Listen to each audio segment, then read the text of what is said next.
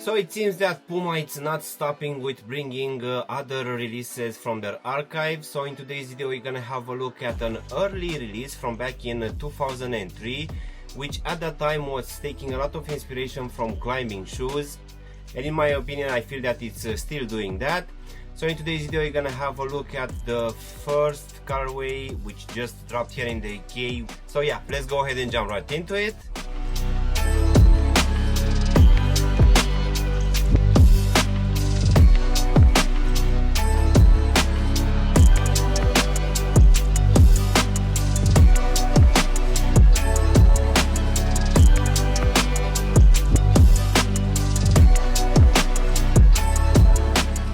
Hello guys, and welcome back for a brand new review. As I said earlier, in today's video we're gonna have a look at another pair of shoes coming from Puma's archives, which got initially released back at the start of the 2000 era.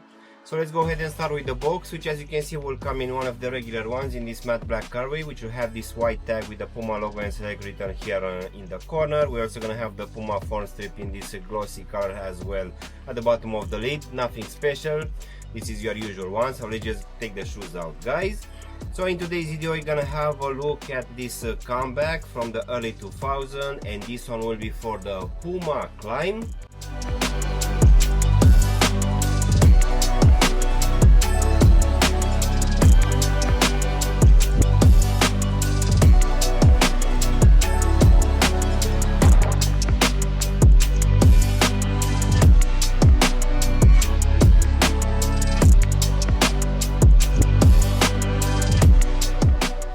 So yes guys, as I said earlier, Puma has brought another one from their archives. So this one dropped at least here in the UK in the second half of February for the retail price of just £100 or around 120 US dollars, even less than that. As I said earlier, at the start of 2000 era, this one was a pair of climbing shoes, which in my opinion I still feel that it is. This one will have all the attributes of a pair of climbing shoes. At the same time, this one was advertised as a daily shoe as well, which I guess if you like low profile shoes can be quite easily worn for that. In my opinion, you can improve the level of comfort quite easily by just swapping the foam insole. Even though that one is already an ortholite, you can most definitely swap it for something thicker. Even without it, this one feels decent enough, I would say. Don't expect too much from it, but for sure I appreciate the materials used for this one, the protection which it gives with this rubberized toe cap. So yeah, in case you want to go for it, guys, you can follow the link in the description down below. With that being said, let's go ahead and also do a small breakdown of this comeback coming from Puma, containing this 2000 era release. So as you can see, for this upper we're gonna have just one material, I would say, being this olive suede material, which it's available from the front to the back for most of these panels. On top we're gonna have some reinforcements for some structure. Then for the actual lacing system we're gonna have this gray and black nylon threads, which will keep in place the lower part of the lacing system. We're also gonna have a different one towards the top. So this lacing system will keep in place these round green laces, which will also have some gray hints on top.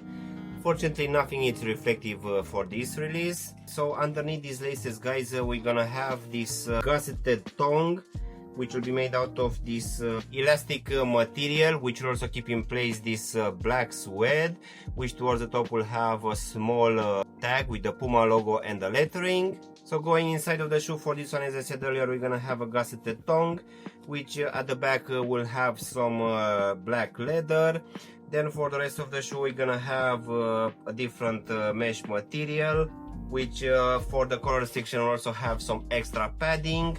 But I would say that this one doesn't have too much padding at the inside, so don't expect a snug fit. Also guys, at the bottom we're gonna have this ortholite foam insole, which feels actually quite thick. This one also have this nice leather lining on top, which makes it feel a bit premium, I would say. We're also gonna have a small R support as well, and as you can see at the heel section, we're also gonna have this very nice tag stitched with the Puma logo and the lettering. which yet again feels actually quite nice. So before going to the actual midsole, guys, you can see that for most of this length we're gonna have this rubber guard, which will also cover slightly the front part of the shoe as well. This one will also include the Puma form strip as well on the lateral side only. This one is actually flexible, for sure it wouldn't bother you too much. It will also be available here at the heel section, covering most of this part, where we're also gonna have this Puma logo as well, and just above it we're also gonna have a black pull tab, and on the side a black and greenish color, which for sure will help when trying to put this on. So now, guys, we can go to the rubber midsole, which is actually quite a thin one and a flexible one as well. For sure I wouldn't count on this one to provide any comfort. As I said earlier, this one it's still mainly a pair of climbing shoes. So this one is flexible enough. I guess it will be perfect for feeling the actual rocks or whatever you're climbing. And I would say that the only comfort will come from that foam insole, which is an ortholite one. But for sure you can improve the level of comfort considerably by swapping that one with a thicker foam insole. So yeah, the design for this midsole, it's a very simple one. And that's also the rubber outsole as well, which will have this very simple texture, which will include a Puma logo and the lettering here at the front in this green color. As for the actual sizing, guys, for this one I just went with my true to size. And for me, as I have a skinny feet, I feel that this one is a bit roomy. So my recommendation will be that if you have skinny feet, go with a half size down. If you have normal feet, just stay with your true to size.